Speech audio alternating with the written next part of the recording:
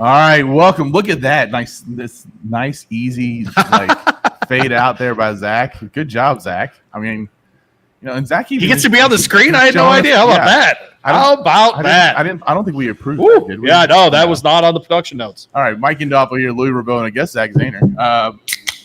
Have horse racing happy hour. All right, we got a little can opener today. Little can opener. There was no guest today, so I figured I'd fill in for the first 30 seconds. Okay, sure. Do what you got to do, Fill it for the first 30 seconds. That's what she said. Yeah, I was going to say, he's got 3 kids for a reason, people. There you go. All right, listen, I know we're all like jokes and stuff like that, but I think we got to hit the sad news of the day. There's some sad news.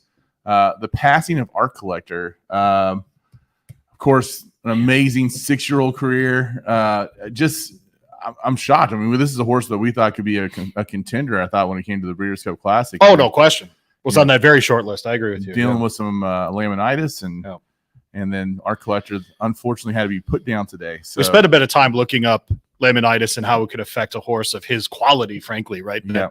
There wouldn't be a treatment, but essentially it causes an issue with a foot where it can't even stand up. Right. And when you're a horse that can't stand up, that's a real legitimate, serious issue. And so, unfortunate starting spot for us here with Art Collector passing away, because you're right. I mean, it's rare that we get to watch horses race as 6-year-olds now. He wins the Pegasus this year, puts himself back in that conversation about older dirt male, 2 turns, that kind of stuff. And so in a class that already was a little thin, it gets thinner, and unfortunately for very bad reasons. Yeah, so, I mean, a horse that we were looking forward to seeing race even more. And Art Collector. That's the kind of horse we would have seen maybe at the Clark or something, right? In the fall, we could have seen in person again. I mean, yeah, it's really sad. How many Grade 1 wins does Art Collector have? Top of my head, he has 2. That's correct. Okay. The Pegasus this year, and then the Woodward. Yeah, that's right. Yeah, and that was 2 years ago in the Woodward. Go ahead. I do want to add to the laminitis thing that when people think like, horses are treated, whatever, laminitis comes in 72 hours. Right. So literally overnight. And once it's in there, it's almost impossible to get rid of. So. And Art Collector won the Bluegrass Stakes, and then had to get scratched from the Kentucky Derby. Right. And that's right. Yeah.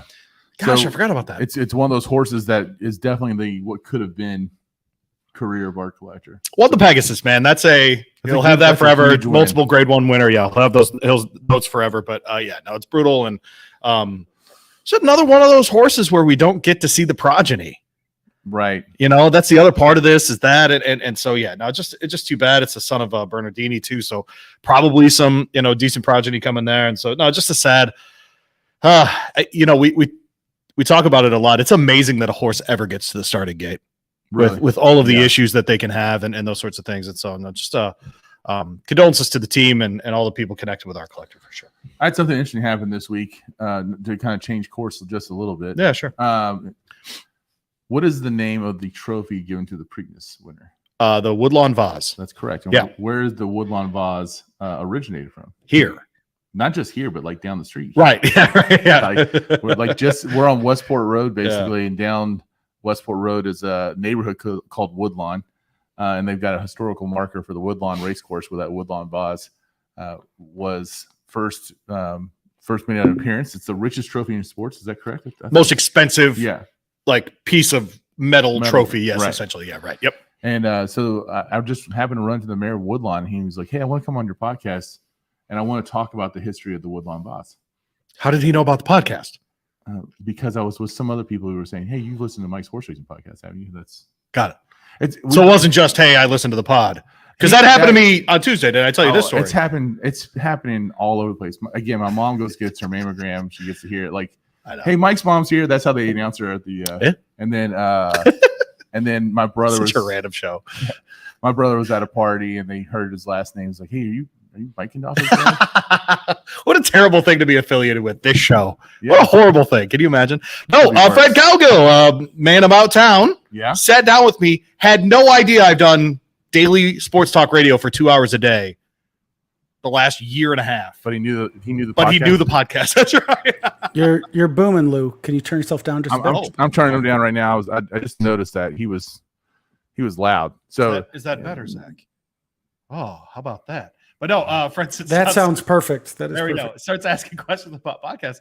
He's like, "Oh, so what else do you do?" And I'm like, "Really? We doing this right now?" Was he with our boy EJ when you saw him? He was. Yeah, I love EJ. that. EJ Clark. Yeah. Yeah, I know they're good buddies. So all the luminaries were out. Let's put it that way. Julian Leperoux, his wife, who looks like my wife. you're doing My that. wife was there. Tell everybody what you're doing. You're doing. We were out there Tuesday. Blind Squirrel. Shout out our guy Mike Columbus, who does listen to the podcast, and to the show in the mornings as well, which I appreciate.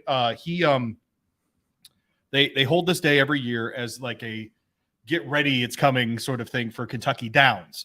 And so I heard interviewed Christian Torres. Brian Lynch came on with us, which I'm going to talk about in our Horse Racing 101 section. So Jenny Reese, John Salzman, all the people out there. Jenny's become a very good friend of ours. Sure. Behind the scenes with guests, with different people, with some relationships and those sorts of things. So yeah, huge fans of Jenny. I heard, is it true that they took out the cigar lockers at the Blind Squirrel? No. They're still there. Yes. Okay. Who told you that? That's blasphemy. It would have been blasphemy. Yeah. They got those 2 patios. You can't do that. No, I know. I mean, it's like one of the few places you can actually go smoke a cigar. And it's encouraged. Yeah. Right. Well, that second floor there. I don't know if you've been up there. Yeah, I've been up there before, but it's always been the wintertime. Oh, okay. So I've never actually been. We're talking Breeders' Cup event, Blind Squirrel.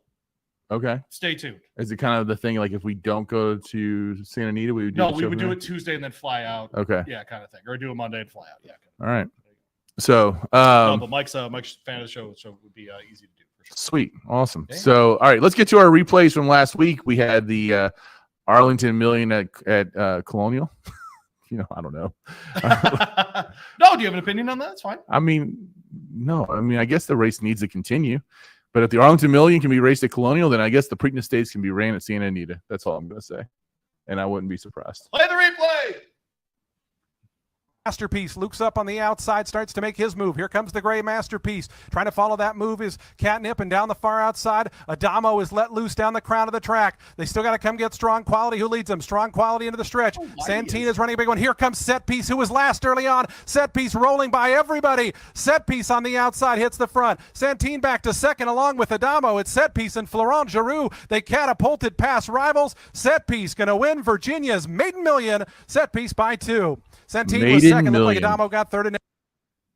So Set Piece, the 7-year-old gelding, so we won't see his progeny either, wins the Arlington Million. Good run. Good, solid race. All right, so I decided to play the cross-country pick 5 on Saturday. Okay. Saw that it was the races we had looked at. I loved Casa Creed. Obviously, we'll talk about him. I loved in the Saratoga Special. Rhyme schemes, obviously. So I had 2 singles on my ticket. Sure. So I was able to keep it cheap. Decided to go all in the Secretariat. 22-1 comes in. Feeling good. Got half the horses in the Arlington Million. Lowest payout, $3,200. Nice. You didn't have Set Piece. I did not have Set Piece. And here's why. When's the last time he went a mile and a quarter? Just say never. Just had Okay. it. Never. There you go. When's the last time he was in last place with last to first? Never. Okay. So I just went totally out of the box with him, and I should have just gone with class. I didn't do that. Santine finished a second. They've got him in first. I didn't have either of those horses. How much more would it have cost you to add Set Piece, just out of curiosity? Are we doing that right now? Yeah, we are. Like $6. $6, you lost $3,200. Yeah. No, if I had done the Scott Issel and just punched all and had a $140 ticket or whatever, I'd have $3,800. That's no, what's interesting is that's horse racing, right? And here's the dilemma now. Is he, for the Breeders' Cup purposes, do they push him backward to a mile or do they push him forward to a mile and a half? That's the question, right? Well, that mile could be loaded, right? Both of them are going to be loaded. Yeah, that's right? true. Right now, oh my gosh, the winner of the mile last year just retired. Was a 3-year-old winner. Yeah. 2-word name. My God, that's bad. But anyway, so he retired, so he's out of it. Pulling up. This is great radio right here. It is great radio. Great podcasting. Modern Games. Yeah. And so Modern Games retires, I opens up that mile. Yeah. That was this week. And so that group opens up. If I own Santine, I put him out front and try to win the mile. Sure. That's what I try to do. But do you think that horse was slowing down at the finish line there? No, he looked good. Sure as hell he looked strong. Looked great. Yeah. And so if he can gallop out like that at a mile and a quarter, what can he do at a mile and a half? I don't know. But man, it's interesting. And it's why I didn't feel bad about my handicapping. He did something for the first time at the age of 7. Yeah. people don't, horses don't do that. So I don't feel bad about it. Does it suck? Sure. But like, I didn't lose an ounce of sleep, but it does raise a dilemma. Do you go longer or do you go shorter with him? But I think you saw from him, he's still capable of being a Breeders' Cup horse that at least gets a check. That hits the board. Yeah. Right. I mean, yep. And that might be his last race, right? He's 7. But very well could be his last race. Turf horses, sometimes they go forever. Yeah. Whatever. So who knows? But no, we got a couple of cool older horses that did great work on the grass this past weekend, including Casa Creed, who you mentioned. Who do you have pulled up, Zach? Here, no, we're going rhyme schemes next, I think. Oh, rhyme scheme next. Perfect. Saratoga special. Great. So let's talk rhyme schemes. What do you do here? Do you try to beat the 2-year-old that's coming out of a good race, or do you use him? I ended up singly here. Turned out to be a good decision. Further out, Hall trying to join the party, and now Rhyme Schemes makes the move at the top of the stretch. It's a good one, too. Rhyme Schemes takes over, opens up 2 on Market Street in second. In the center of the track, it's Hall in third, but with a furlong left to go, Rhyme Schemes is long gone. A spectacular display from Rhyme Schemes, running home all alone in the Saratoga Special by 8 or 9 lengths. I mean, we've seen impressive horses in this race in the past. Oh, yeah. That was about as good as you're going to get. I mean, we're talking Damon's Mound last year, and look, you can make fun of what happened in the 3-year-old year, but 2-year-old is a whole – Damon's Mound is a 2-year-old yeah. beast. Yep. Jackie's Warrior, obviously, out of here, Green Light Go, Gunnavera, Exaggerator, etc. I have said for a while, and it was nice for this to happen because I've talked about it so much. I've said that I think Norm Cassie is the next 2-year-old trainer. Yeah, you did and say that's that last what this was on Saturday, was that all the evidence is there. Rhyme schemes. You get, I even said, look, Ricardo with him at Saratoga, that's a winning combo, comes through again. Interested to see what happens with this horse the rest of the way, but at least we know that's a Breeders' Cup horse. Oh, 100%. We're seeing those horses come out now, and at least Rhyme Scheme is going to be part of that situation. I forget his exact breeding. I'm going to click on him now here on Equibase. Give them it's a Go Sapper. How about that? Distorted humor on the mom side. So my sense is they can kind of do whatever they want, right? That's a horse he can go long. He can, if he's a great sprinter, they'll just keep him sprinting. So that's look, man. These are the wins, and Cassie's has had plenty of graded stakes wins for how early in his career he is. But this is the kind of horse that can change your life if he continues. Improves, right? But if he turns into a Gunnavera, an Exaggerator, whatever that might be, I mean, those are. If he turns into a classic winner, absolutely. Cripes. So really, really fun display, and that's one of those where you look at the 1-to-1 and you think, man, we got a deal, right? Even money, you're like, that's a deal. That was good.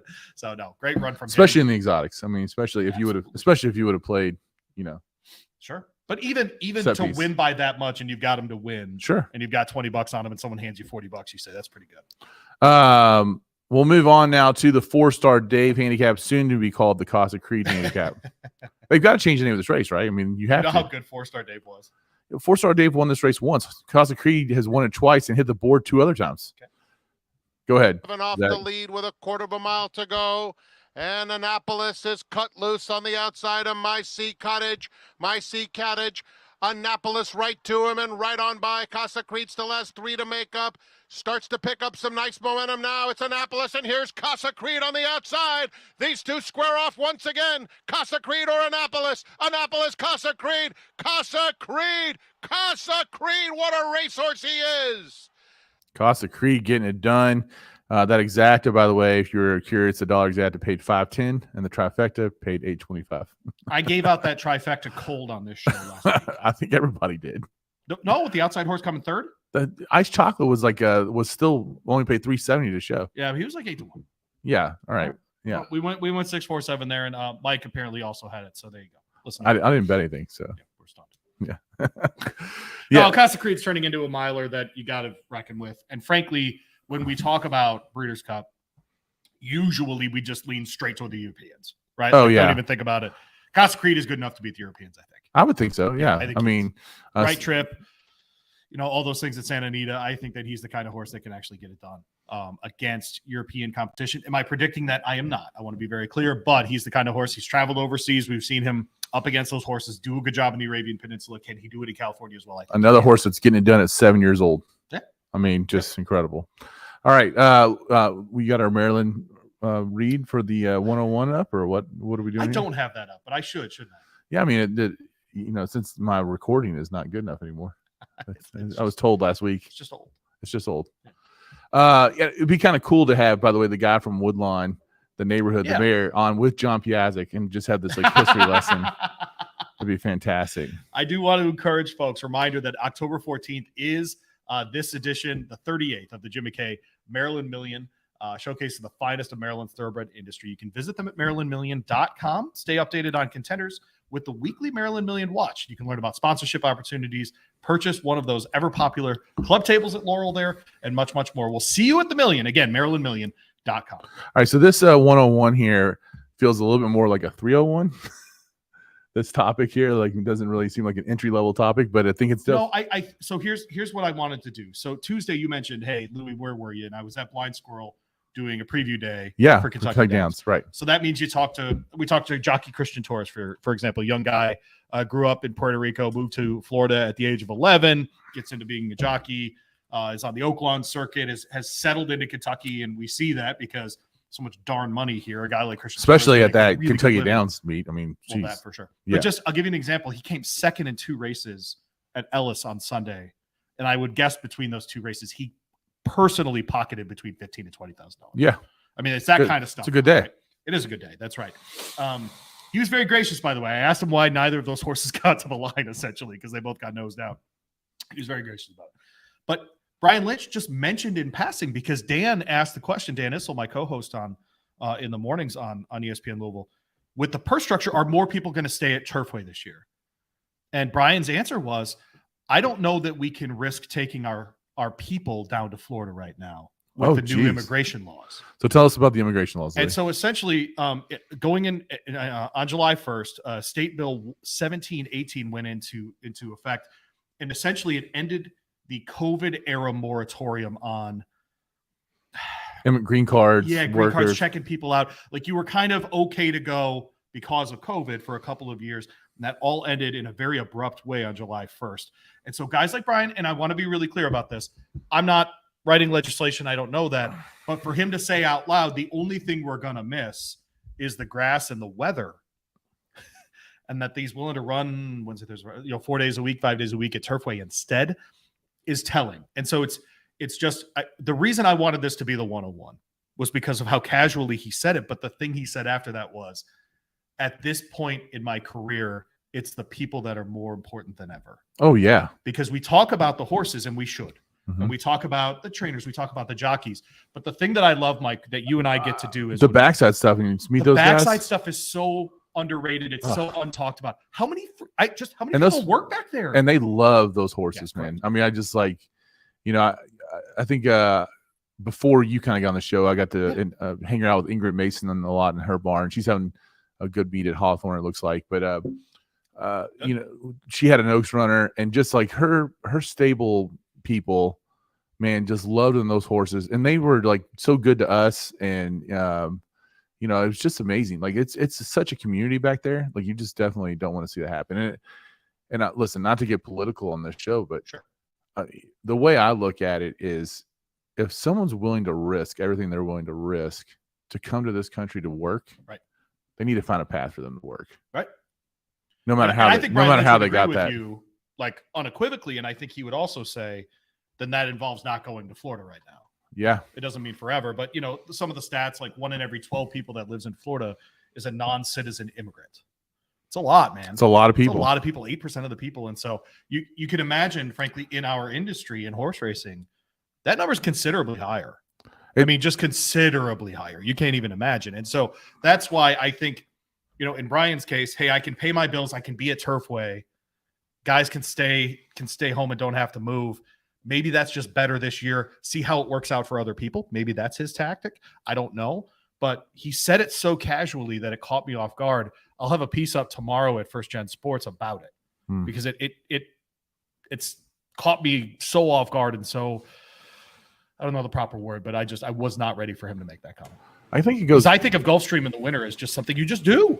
Yeah, I have a question. Sure. So, like, obviously, we're in a cycle climate-wise where things are warmer in the winter. You know, do we start to see Turfway being a good place to be with mild weather through most of the winter? Right. And it makes it an easy sell, you know, like Ohio is not, it's not New York City. It's not, you know, upper New York. You don't have to worry about those massive cold spells. You're on a totally different weather line. Well, you could, but I mean, they're brief, right? If you get them, I mean, Right. And the surface is made to be used no in the matter cold. what the Yeah. weather is. That's Yeah, essentially- yeah. We And so- used to call it all weather, right? Now we call it poly or Yep. synthetic or whatever. No, it's a good question, Zach. I think And the other like, think part about was- Kentucky last year. Your winter was so mild. It's a good place to live. for that purpose. Yes, you're right. Yeah. I think Yeah. the other part though too is that surface has turned out to be very fair to turf horses, and Brian's an Australian guy who that's what he excels at, right? So I think he's comfortable being there, running his horses there, even if they're not going to be necessarily winning races. It's a good place to condition horses, and I think he's very comfortable with that. So I wanted to bring that up because it was just something in a passing comment that was a question about something different that he just kind of said, oh yeah, well, you know, we're probably sending less things down to Gulfstream this year. So it'll be interesting. I don't know how much it's going to affect them because something we talked about on this show for a long time. Did the horse break his maiden during the championship meet at Gulfstream, or did he do it during the summer? Right. Right. And Did you do that it before the championship Florida meet- Derby or after the Florida And it's Derby? very easy for Brian Lynch in August to say we're not going down there. Right.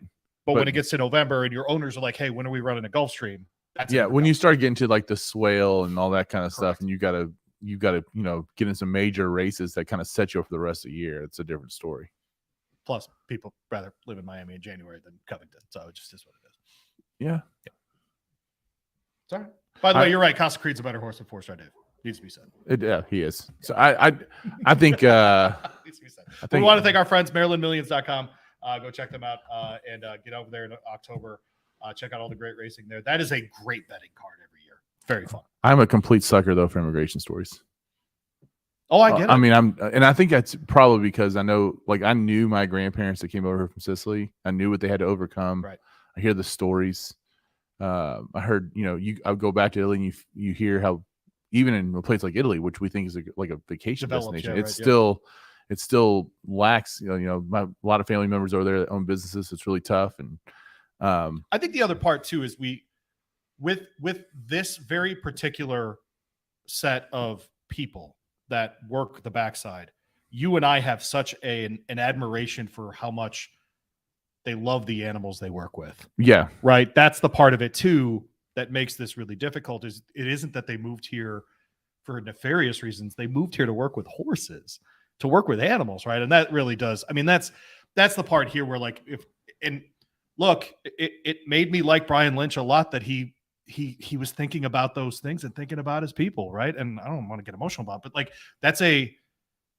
it reminds you too how just, and like I said, the reason I wanted this to be the 101 is just how complicated it is to run a freaking racehorse. I mean, we start with the story about our collector today, and it's a foot thing, and they have to put him down for God's sake. And then we're talking about, oh, we can't go to Florida. We're gonna have to figure out the condition book at Turfway because of immigration. It's fascinating. and then Zach brings up global warming. I mean, we're touching all the issues. It's all of it. No, Yeah. but all of it factors in for sure. So, All right, let's do some handicapping. all right, sir. Let's make some money for some people. We're only going to handicap 3 races today, but there are 3 good ones, They're and very good at fields. there's actually. 3 Yeah. three really good races. Probably the one race that's probably the least exciting, although that's it's always a good race. Is the Grade 2 Lake Placid at Saratoga. We're going to the Spa.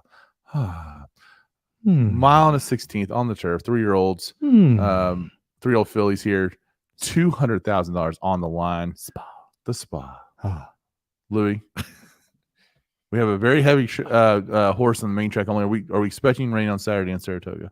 We're expecting a 40% chance of rain on Saturday, but I think the real issue is it's going to rain all day tomorrow. Okay. I think for that reason. So it's interesting. There's 8 horses here, 10 if you include the MTOs. And so if you take the first 8, Chad Brown has 4 of them. That feels like a small number. Yeah, it is. Hey, Chad, Yeah. how about you have 6 out of 8, Yeah, jerk? seriously. Hey, come get on. it together, okay? He's We're trying to slipping. have a sport here, okay? Thank you very much. So he's got to have Pletcher's got 2, and then Brad Cogg's 1, Brendan Walsh 1. And so it is a bit of a Chad Brown. Should we just call Chad Brown up right now to see if we can get him on? Or It's a really good idea. Actually. Just hold him up. Just hold it. Like you're like Just say, hey, how do you feel about this weekend? It's 8:15. He's probably asleep, frankly. That's He's got to probably be true. up at like 3:30 to go visit a horse. Anyways, look, I think it's going to be a softer course Okay. on Saturday. I think that plays to Surge Capacity, who's coming off of a yielding win last time out. Surge Capacity is the 7. So we're talking about the 7 in the 7th. This has Chad Brown written all over it. 3rd race ever. Let's go to a grade 2 restricted to 3-year-old fillies. Joe Rosario in the mount for this one. Horse Broker Maiden going 2 turns, immediately center out over 2 turns at Monmouth Park, comes back, runs her over Yielding Go at Saratoga during this meeting, comes back, is going to run her in this race as well. I think she's going to get a similar sort of setup here. Tax Implications finished right behind her, who's 5-1 here, is the 4 horse. That's another horse I think that you've got to look at because of the finish last time. Seemed to not mind the Yielding Go at all. Was very much a bang finish. I do think the 2 horse here is interesting as well. That's Asprey. It's another Chad Brown. This is Flavian Pratt here. Ran in that Belmont Oaks Invitational. It is a grade 1 over at Belmont. Goes 1.25 miles. Doesn't have to go that far here. I think the cut back in distance is going to be really good for her as well. Ran without Lasix last time. Showed that she could do that. Lands up here again. One time missing the board in her career was that last race, but again, was by less than 3 lengths, and I think that she'll have a good run as well. I think there are a couple of horses in here that are really interesting. There are only a couple that I think are very unlikely to win, but I think a horse like Soviet XS, and there's a group in California that names their horses Soviet stuff all the time, and it's very funny. It's pretty funny. I appreciate those people. But Soviet XS is in this race for Dylan Davis and Todd Pletcher. And that horse, very interesting, coming off of a listed stakes at Belmont, going 1 mile. Reminder that that's kind of like a shoot, like a quarter turn getting into the Belmont chute there in the Wild Apple. And I think that was a race with Tax Implications. She finished right behind Tax Implications by a couple lengths. That'll be interesting to see if she comes back and can run. That's the kind of horse the 6, if she hits the board, can really help you out with an exacta or a trifecta, something like that. I think you use her for that kind of thing. I don't think that will be MTO for the Lake Placid. This would be the race that they protect on Saturday. So I'll lean on the 7 here, Surge Capacity, to be my top pick. I went 7, 2, 4, 3, 8, and 1. All right, we're going to stick with 3-year-old fillies. We're going to go to 1.25 miles on the dirt at Saratoga. Yeah, we are. For the grade 1 Alabama, which of course is just, it's always such a great race. Nest beat Secret Oath last year. Malathot beat Clariere the year before. Swiss Skydiver beat Bonnie South the year before that. That's pretty good. Songbird, Elate. I mean, you're talking about the who's who of fillies wins this race. You know, Do you think this is more prestigious than the Kentucky Oaks? Absolutely. Yeah.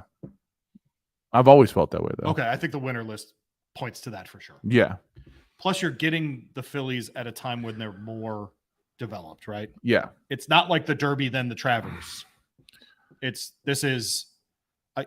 So if we're doing this conversation, what are the rankings of those races for 3-year-olds? Is the Acorn? The Acorn's really good. Black Eyed Susan, Kentucky Oaks, Black Eyed Alabama, Susan's at the back of that list. CCA Oaks, right, at Saratoga as well. Yeah. Do you think of any other races being in that category? For 3-year-old fillies. Fillies, right? Yeah. Yeah. On the dirt, obviously. Yeah. That's it, right? That's the list of races. Yeah. And I don't know what the Black Eyed Susan deserves to be on it. It's probably the last one, right? Yeah. Yeah, I agree with you. So, I mean, then you get to Breeders' Cup, obviously, and the distaff and that stuff, but that includes horses outside of the 3-year-old range, of course. And so, no, I think the Alabama is probably number 1. And then is the Oaks 2 or is the Acorn 2? Man, the Acorn's always really good. And now that they made it 1 mile and a 16th, it's still approachable, right? Yeah, right. So it's in that group again. So I would probably go Alabama, Kentucky Oaks, Acorn, CCAA Oaks, and then Black Eyed Susan. I would probably agree with that. Okay. Yeah. But this is the race for me. I mean, so I'm kind of upset we don't have Pretty Mischievous in here. This field is obviously it's still good, but it's maybe a notch below what we've seen in the past, right? We don't have the huge head-to-head matchup like we saw last time. Unless Wet Paint becomes that Wet horse. Paint comes out of here, just blows it away, and then is ready for the distaff, right? Well, then you get the Pretty Mischievous Wet Paint distaff matchup, and that's what we would all love, yes. Right? I actually am very interested too in this race because we get Tax coming out of the Indiana Oaks coming to take a shot, but we get an arrogant filly here that is making only her second start in a great stakes. I love to see. We just don't have that many air gates out there, so I want to see them do well. So Fireline, you mean? Yeah, Yeah, for Chad Brown. not and I think that could be a sneaky one to hit the board. I don't think the horse is going to win. This feels like a wet paint single to me, but I don't know. What do you think? I think she's on top for sure. I'm interested here because I think there's a Pletcher here that's interesting in Julia Shining 5-1, the 3 horse here. But defining purpose in here too, who won the Indiana Oaks. Right. Yeah, she's at the bottom there, the 10 horse.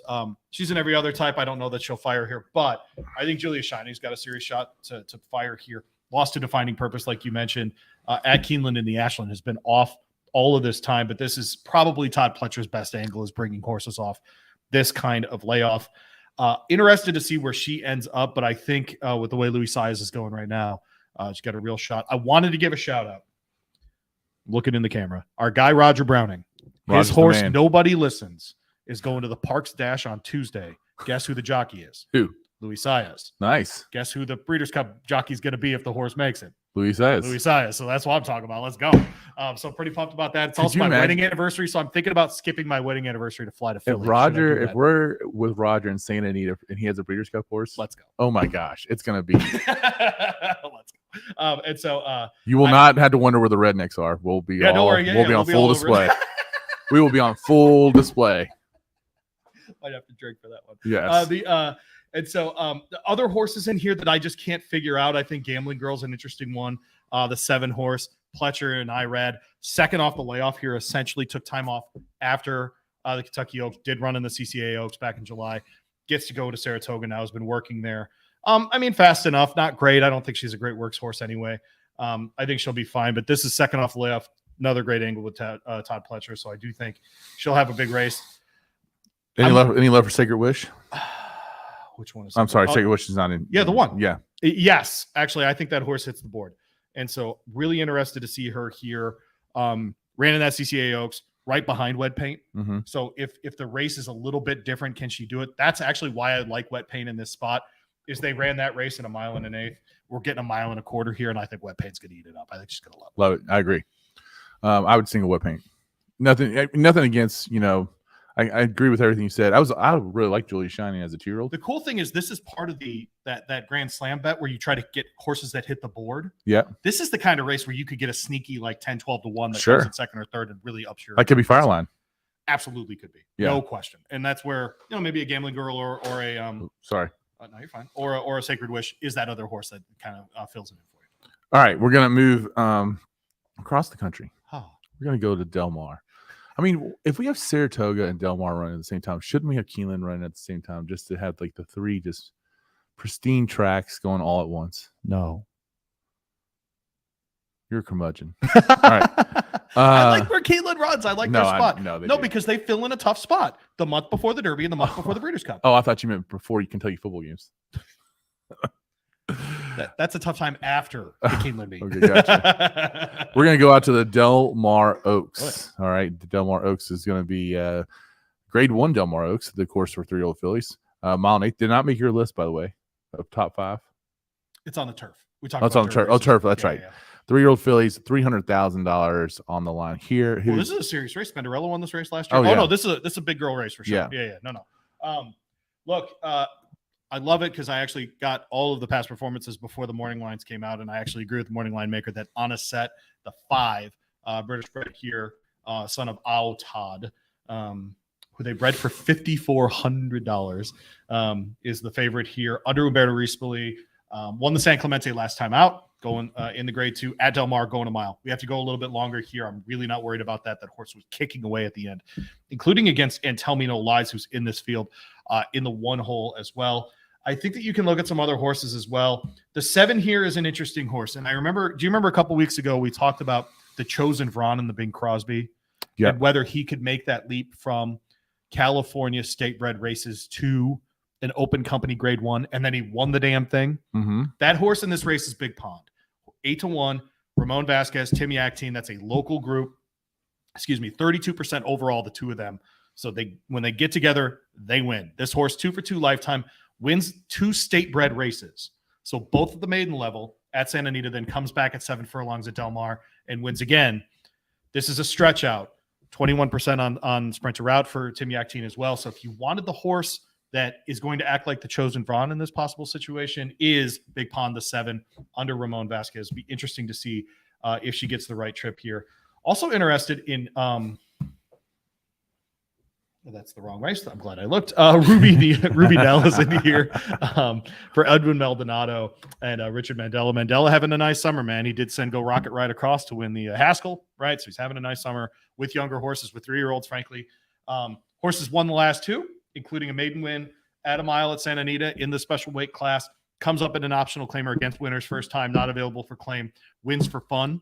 Okay. This horse I like because I like in these turf races, Mike, you know this, the best of the front runners and the best of the closers on my ticket. She's the best of the front runners. And so I think she's got a legit shot here. She's the 4 horse here for Edwin Maldonado, Ruby Nell. And then I think you look outside of the 9, which is Be Your Best. An interesting one here. And I'm including this horse only because Juan Hernandez is aboard and he's winning 29% of the races at Del Mar. That doesn't suck. And that guy can really, really ride. Horacio De Paz did not send a lot of horses to California. So I think this is a very intentional move by their group, not an ownership group that I'm very familiar with. So interesting move from that Belmont Oaks Invitational where she finished way up the track. But before that, ran really well in the Wonder again. So maybe if we cut back in distance to that 1 1/8 where she was more effective and ran an 85 speed figure 2 back in June, maybe she's better off here. I always wonder about shipping now with the new situation, not having the better conditions for horses shipping. And so worry about that part, but I do think she's got a real shot to hit the board. Okay, so go through your numbers. You just mentioned a whole bunch of horses here. So who? So I mentioned 4, 5, 7, 4, and 9. And that's leaving off the 2 horse Window Shopper who won the Summertime Oaks, the Grade 2 Summertime Oaks last time, who's an American Pharaoh. And then we're going to see another Arrogate here who's going to try turf for the first time. I believe that's turf for the first time. Yeah, it is turf for the first time. Just to be interesting to kind of see what we get out of. And Tell Me No Lies. I think that horse. She ran on turf last time. I'm sorry, you're right. In that San Clemente came in 3rd. Yeah. I just think out of that field, Onset is easily the best. Oh, sure. I'm with you though. Hector Berrios, especially, like at 18% for him to be doing that at Del Mar is a remarkable number, right?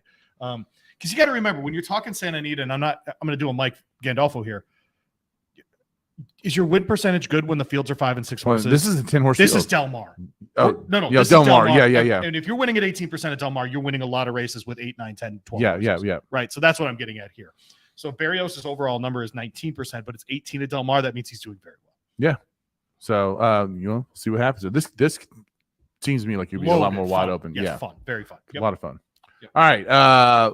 Let's talk about where we can. If you want to get these picks, you can go to First Gen Sports, man. FirstGenSports.com. Louis look ahead this weekend. I'll be doing the Grand Slam bet at Saratoga. How about that? All right, and then we'll have Kevin Kilroy. He's got a piece up right now on what did we miss last weekend? How did we not cash in on the winners? And then he'll have he's either. You know what? I don't know what he's putting up. You'll find out tomorrow. I'll have an episode with him, Kevin Kilroy. Such a good dude, man. And then we'll talk to John Lindo. How about that? Yeah. About the Del Mar Oaks. He's going to go on radio in Vegas and then join me in Louisville. There you go. It could not be more different. And then next week I'm joining you from Arizona. There you go. So that's what we got. Little Travers, huh? Little Travers. I'll be out in the 112-degree heat or whatever it's going to be out in Arizona.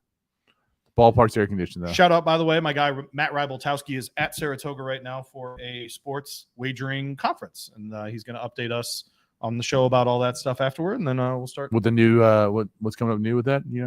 The new innovations in sports gambling. Is that remember how we talked about single wallet for a lot of these outlets? That is happening now. That's going to be a huge thing. That'll be a huge thing for horse racing, especially. So no, very exciting, and I might bother Matt for next week because he's a New York guy. I'm going to try to get Tim Wilkin, but he works at the track, and Thursdays are pain in the busy day. Yep.